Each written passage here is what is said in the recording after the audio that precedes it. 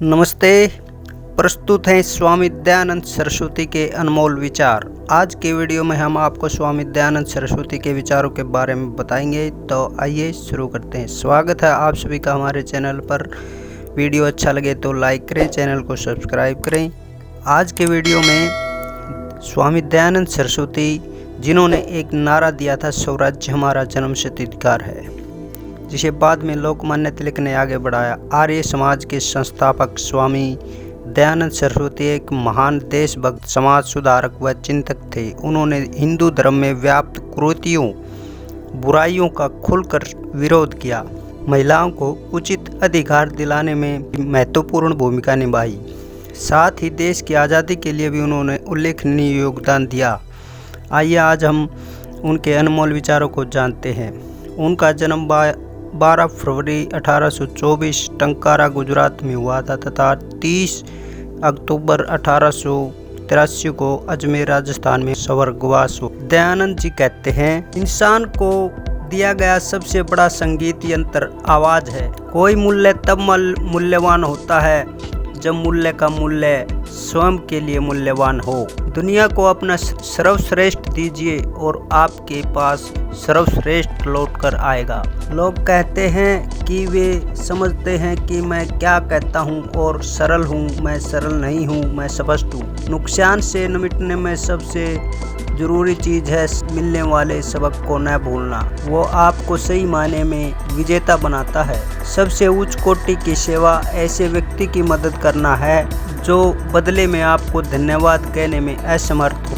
आप दूसरों को बदलना चाहते हैं ताकि आप आज़ाद रह सकें, लेकिन ये कभी ऐसे काम नहीं करता। दूसरों को स्वीकार करिए और आप मुक्त हैं। जो व्यक्ति सबसे कम ग्रहण करता है, सबसे अधिक योगदान देता है, वह परिपक्व है, क्योंकि जीने में ही गीत व्यक्ति के मर्म का आह्वान करने में मदद, और बिना गीत के मर्म को छूना मुश्किल है।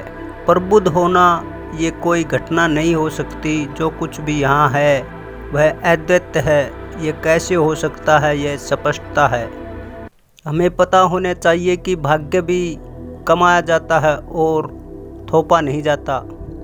ऐसी कोई कृपा नहीं है जो कमाई न गई हो। अगर आप पर हमेशा उंगली उठाई जाती रहे तो आप भावनात्मक रूप से अधिक समय तक खड़े नहीं हो सकते। मुझे सत्य का पालन करना पसंद है, बल्कि मैंने औरों को उनके अपने भले के लिए सत्य से प्रेम करने और मिथ्या को त्यागने के लिए राजी करने को अपना कर्तव्य बना लिया है। अतः अधर्म का अंत मेरे जीवन का उद्देश्य है। कोई भी मानव हृदय सहानुभूति से वंचित नहीं है। कोई धर्म उसे सिखा पड़ा कर नष्ट नहीं कर सकता है। कोई संस्कृति, कोई राष्ट्र, कोई राष्ट्रवाद, कोई भी उसे छू नहीं सकता, क्योंकि ये सहानुभूति है। छात्र की योग्यता ज्ञान अर्जित करने के प्रति उसके प्रेम, निर्देश पाने की उसकी इच्छा, ज्ञानी और अच्छे व्यक्तियों के प्रति सम्मान, गुरु की सेवा उनके आदेशों का पालन करने में दिखती है। क्योंकि मनुष्य के भीतर संवेदना है, इसलिए अगर वो उन तक नहीं पहुंचता जिन्हें देखभाल की ज़रूरत है, तो वो प्राकृतिक व्यवस्था का उल्लंघन करता है।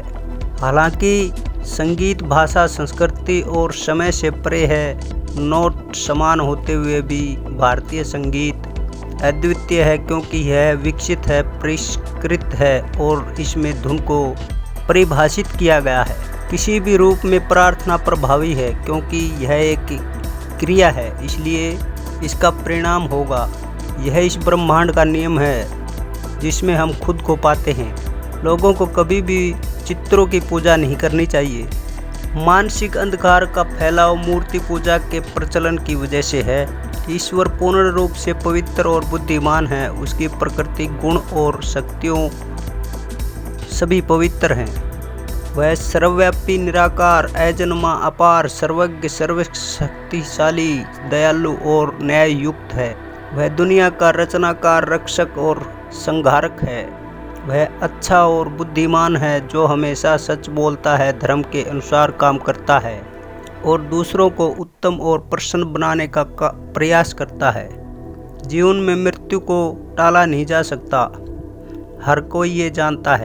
फिर भी अधिकतर लोग अंदर से इसे नहीं मानते, ये मेरे साथ नहीं होगा। इसी कारण से मृत्यु सबसे कठिन चुनौती है जिसका मनुष्य को सामना करना पड़ता है। वर्तमान जीवन का कार्य अंधविश्वास पर पूर्ण भरोसे से अधिक महत्वपूर्ण है। लोगों को भगवान को जानना और उनके कार्यों की नकल करनी चाहिए। पुनरावृत्ति औपचारिकताएं किसी काम की नहीं है। अज्ञानी होना गलत नहीं है, अज्ञानी को बने रहना गलत है। अपने सामने रखने या याद करने के लिए लोगों की तस्वीरें या अन्य तरह की पिक्चर लेना ठीक है, लेकिन भगवान की तस्वीरें और छवियां बनाना गलत है। मोक्ष पीड़ा सहने और जन्म मृत्यु की अधीनता से मुक्ति, और यह भगवान की अपारता में स्वतंत्रता और प्रसन्नता का जीवन है। धन एक वस्तु है जो ईमानदारी और न्याय से कमाई जाती है। इसका विपरीत है अधर्म का खजाना। निरह सुख सद्गुणों और सही ढंग से अर्जित धन से मिलता है। जीवा को व्यक्त करना चाहिए जो हृदय में है। उपकार बुराई का अंत करता है, सदाचार की प्रथा का आरंभ करता है और लोक कल्याण तथा सभ्यता में योगदान देता है। भगवान का ना कोई न रूप रंग है, वह अविनाशी और अपार है। जो भी इस दुनिया में दिखता है वह उसकी महानता का वर्णन करता है। आत्मा अपने स्वरूप में एक है, लेकिन उसके अस्तित्व अनेक हैं। स्वामी जी के अंतिम शब्द, प्रभु तूने अच्छी लीला की, आपकी इच्छा पूर्ण हो। स्वामी जी कहते हैं, वेदों की ओर लौटो, लोभ कभी समाप्त न होने वाला रोग है। मानव जीवन में लोगों के दुखों का मूल कारण तृष्णा और लालसा होती है। पूरी तरह से अंधविश्वासी होने के बजाय वर्तमान जीवन में कर्म अधिक महत्वपूर्ण है।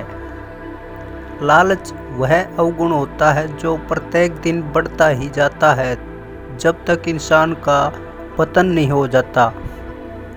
अहंकार इंसान की वह स्थिति है जिसमें वह अपने मूल कर्तव्यों को भूलकर विनाश की ओर चला जाता है। एक इंसान को अपने नश्वर शरीर के बजाय ईश्वर से प्रेम करना चाहिए और सत्य और धर्म से प्यार करना चाहिए। जो ताकतवर होकर कमजोर लोगों की मदद करता है वही वास्तविक मनुष्य कहलाता है। ताकत के अहंकार में कमजोर का शोषण करने वाला तो पशु की श्रेणी में आता है।